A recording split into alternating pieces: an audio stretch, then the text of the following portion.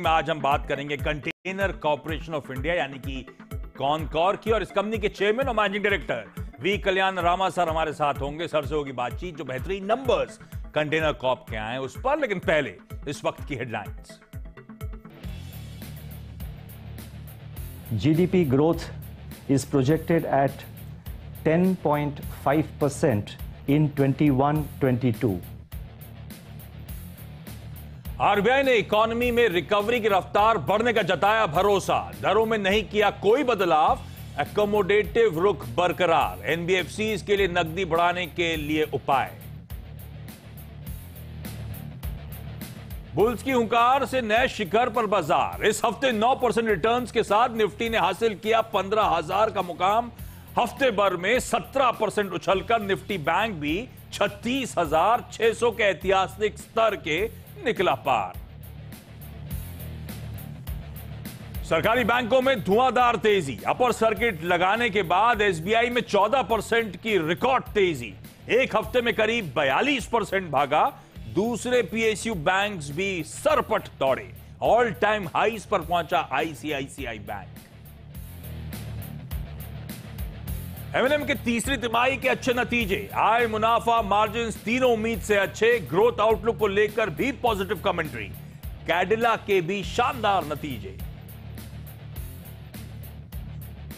Realty, metal और pharma शेयरों में अच्छी रौनक, एक हफ्ते में 12% से ज्यादा भागे निफ्टी रियल्टी और metal index. Nifty pharma index में लगातार चौथे दिन तेजी। और स्टोव क्राफ्ट की एनएसई पर करीब 30% प्रीमियम पर हुई लिस्टिंग। 385 रुपए के इश्यू प्राइस के मुकाबले 498 रुपीस पर हुआ list. Brookfield India real estate trust के आईपीओ का आज आखिरी दिन, अब तक दोगुना भरा इश्यू।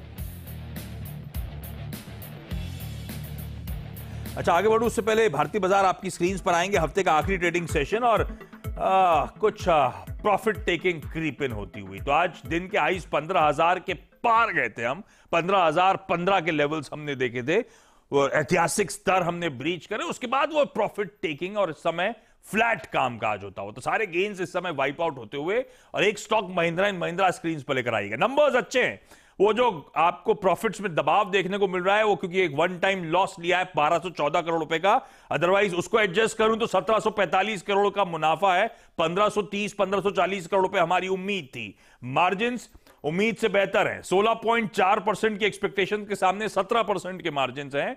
तो नंबर्स में कोई दिक्कत नहीं, दिक्कत बस वो सैंगयोंग जो गले में अटका हुआ है। अपडेट कंपनी की तरफ से यह है कि हिस्सा बेचने का जो फैसला था सैंगयोंग का, वो टला है। ये खबर आई नहीं कि वो सीरियस प्रॉफिट टेकिंग आपकी स्क्रीन पर आती हुई 20-22 रुपए इस समय महिंद्रा एंड महिंद्रा दबाव के साथ 2.5% की कमजोरी। लेकिन चलिए, आज रडार पे है कंटेनर कॉर्पोरेशन और इसके CMD V Kalyan Rama sir आपको आपकी स्क्रीन पर नजर आएंगे। रामा सर, बहुत बहुत धन्यवाद सीएनबीसी आवाज के लिए वक्त निकालने के लिए। और जो नंबर्स आए कंटेनर कॉर्पोरेशन के हर पैरामीटर पे, बाजार उम्मीद से बेहतर परफॉर्मेंस इस कंपनी ने Q3 में डिलीवर करके दिया है। और इस परफॉर्मेंस के बाद रामा सर, आपने जब साल की शुरुआत करी थी तब आपने कहा था कि 20% डिक्लाइन वॉल्यूम्स में इस साल देखने को मिलेगा। उसके बाद during the course of the year आपने कहा 10% का डिक्लाइन देखने को मिलेगा। आपने वो गाइडेंस को बढ़ा दिया था, सुधार दिया था, और एक्चुअली बीते 9 महीने में आपके वॉल्यूम्स केवल 8% गिरे हैं सर। तो हालात सुधर रहे हैं। अब मैं पूरा एग्जिट वॉल्यूम्स क्या एक्सपेक्ट करूं FY21 का सर? धन्यवाद। आप ये जो रिकवरी है, बहुत अच्छा रिकवरी मिला है इस महीने में, इस क्वार्टर में। So we call it V shaped recovery. What पूरा इंडिया में बात हो रहा है, वी शेप्ड रिकवरी जो है इकोनॉमी में मिलेगा। तो हम लोग इसको देखा है यहाँ पर, दोनों एग्जिट में और डोमेस्टिक में, दोनों में 10% हम लोग ज्यादा किया था इस क्वार्टर में, पिछले करस्पॉन्डिंग क्वार्टर का मुताबिक। बट टोटल जो आपने बताया 8%, now I am revising my guidance for this year. We will achieve 5% less than last year, but if things go well than what they are as of now, we may even cover more ground. हम लोग और भी नजदीक आ सकते हैं पिछले साल। हम लोग का कोशिश ये है पिछले साल का बराबर करने का हम लोग कोशिश कर रहा है। अरे वाह, तो कहां हम डिक्लाइन एक्सपेक्ट कर रहे थे 20% का, और कहां शायद सिर्फ 5%, और एट बेस्ट हो सकता है कि पिछले साल के वॉल्यूम्स मैच होते हुए नजर आए। तो वाकई जो वी शेप रिकवरी की बात हो रही है, कौन कौन जैसी कंपनीज दिखा रही हैं वो परफॉर्मेंसेस में अपने। अच्छा, एक जो निगलिंग वरी रहता है कंटेनर कॉर्पोरेशन के लिए, वो जो लैंड लाइसेंस फी वाला इश्यू सामने आया था। रेलवेज ने 1337 करोड़ रुपीस की मांग करी थी, आपने कहा था कि 354 करोड़ रुपीस शायद वो आना चाहिए आंकड़ा, और आप कॉन्फिडेंट थे रेजोल्यूशन को लेकर। कहां तक बात पहुंची सर? बात तो चल ही रहा है, तो गवर्नमेंट में बात तो थोड़ा स्लो ही चलता है, तो बिकॉज बहुत कुछ जो है पेपर वर्क इन्वॉल्व होता है। इसमें हम तो पूरा कॉन्फिडेंट है। हम लोग का जो ये 350 जो दिया हुआ है ये 9 महीने के लिए, पूरा साल भर के लिए हम लोग का एस्टिमेट था 450 करोड़ का। तो वो हम लोग पूरा कॉन्फिडेंट है वो रेजोल्यूशन मिलेगा ही। और ये 1337 करोड़ का आप जो बात कर रहा है, ये जो हम लोग को जो डिमांड लेटर मिला हुआ है काफी मतलब वेरियस डिवीजन से, वो हम लोग कॉर्पोरेट गवर्नेंस का प्रैक्टिस में हम लोग इसको डिस्क्लोज कर रहा है। इसको लेकर कोई इन्वेस्टर को या किसी को वरी होने का कोई बात नहीं है, क्योंकि ये बिल्कुल कहीं बैठ नहीं रहा है। किसी का सर्कुलर्स जो अभी और भी टर्मिनल सरेंडर करने वाला है कॉनकोर क्या? 27 टर्मिनल में हम लोग रेलवे लैंड में काम कर रहे हैं आज का दिन। जहां जहां हमको जरूरत नहीं है वो हम सब वापस कर दिया। अभी पिछले क्वार्टर में भी हम एक टर्मिनल वापस किया था, वो बॉम्बे में न्यू मोलून टर्मिनल। अभी और आगे वापस करने का कोई प्लानिंग नहीं है। ये 27 टर्मिनल में हम लोग का कामकाज है, प्रॉफिटेबल है, we are working on it. तो अभी ये 27 जो हैं ये सरेंडर नहीं होंगे, ये सारे प्रॉफिटेबल हैं वीजा वी जो आपको पे करना है उसके मुकाबले। जी उसका अभी जो टर्मिनल हम लोग का पास है, इसी का हम आपको बता रहा था 450 करोड़ का पेमेंट होगा एलएलएफ का। ओ ठीक बात। अच्छा, बजट में 2 इंटरेस्टिंग चीजें थी जो कंटेनर कॉर्पोरेशन डायरेक्टली रिलेट कर सकता हूं मैं। उसमें पहला था प्राइवेटाइजेशन पे जोर, और इनफैक्ट सेक्रेटरी से जब हमारी बातचीत थी वो कह रहे थे फर्स्ट क्वार्टर ऑफ FY22 ही हम लोग इस तरह से एग्रेशन के साथ तैयारी कर रहे हैं प्राइवेटाइजेशन को लेकर, और इस बार वो प्राइवेटाइजेशन का वर्ड पूरा यूज करा गया डिसइन्वेस्टमेंट की जगह। क्या मूवमेंट है कंटेनर कॉर्पोरेशन, क्योंकि वो स्ट्रैटेजिक डिसइन्वेस्टमेंट की लिस्ट में है सर? क्या मूवमेंट, क्या अपडेट है? कोई इंटरेस्टेड पार्टीज आई हैं, क्या चल रहा है सर? हम भी आपकी तरह वेट कर रहा है न्यूज के लिए। आपने इससे ज्यादा तो मैं डिस्क्लोज नहीं कर सकता हूं। तो वो जो है आप सही का मतलब जो अथॉरिटी का नाम लिया है उन्होंने बताना है, तो आप उनसे जो खबर लिया है वही अथॉरिटेटिव खबर है। ठीक है, मैं एक्सपेक्ट कर रहा था ऐसे ही जवाब, लेकिन आप प्राइवेटाइजेशन के लिए अवेटेड है कंटेनर कॉर्पोरेशन का, जिस तरह का गजब का धंधा है इस कंपनी का। दूसरा जो बजट में अनाउंसमेंट आया था वो additional routes dedicated freight corridor DFC को लेकर, और वो कंटेनर कॉर्पोरेशन के लिए कहा जाता है। हम जब भी DFC का नाम होता है स्टॉक रिएक्शन देते हैं कंटेनर कॉर्पोरेशन में। सर क्या आउटलुक है? क्या जो इस समय कंस्ट्रक्शन टाइमलाइंस हैं वो समय पे चल रहा है, स्केड्यूल पे चल रहा है? कब तक पूरा पटरी पे आता हुआ नजर आएगा सर? ये समझाएं जरा DFC को लेकर। देखिए, एक तो अच्छी खबर यह है तो DFC में ट्रायल्स हो गया।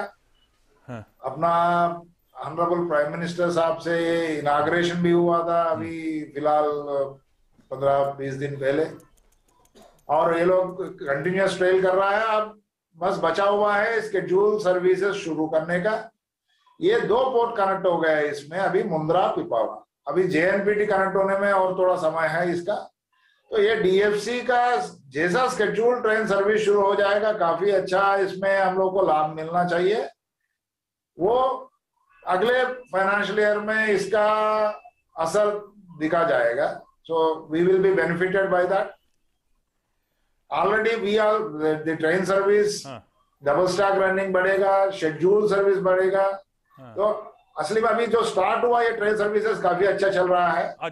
तो because of this the margins will definitely improve, and because of the running time improvement हम एक्सपेक्ट कर रहे हैं थोड़ा मॉडल शेयर। इसीलिए DFC की जब भी चर्चा होती है आपका कंटेनर कॉर्पोरेशन हमेशा सबके जहन में आता है सर। अच्छा, एक आखिरी में जाते हैं सवाल, फ्रेट रेट्स कैसे हैं करंटली? लास्ट क्वार्टर में या हाल फिलहाल में कुछ इंप्रूवमेंट देखने को मिला है? और एक सवाल मेरे जहन में आ रहा है कि वो पेट्रोल डीजल की कीमतें हम रोज पढ़ रहे हैं रिकॉर्ड हाईज पर।